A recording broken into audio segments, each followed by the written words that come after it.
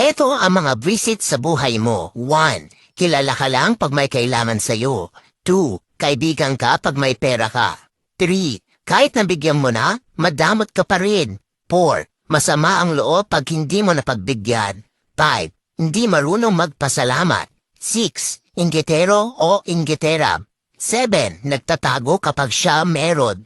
8. Hindi natutuwa kapag kumaangat ka. 9. Mabait sa'yo pag may hinihingi na pabor. 10. Kaibigan ka daw pero inilalaglag ka. 11. Nag-e-imbento ng kwento sa ibang taong kausap para mapagtakpan ang masamang ugali niya. Kaya lagi mong tatandaan na ang pagiging mabuting tao ay hindi basehan sa kung ano ang natapos mo o anong relihiyon mo. Nakikita ito kung papaano mo itrato ang iyong kapwa-tao. Pero minsan kailangan mo magbago dahil hindi lahat ng tao na sa paligid mo deserve ang kabutihan mo.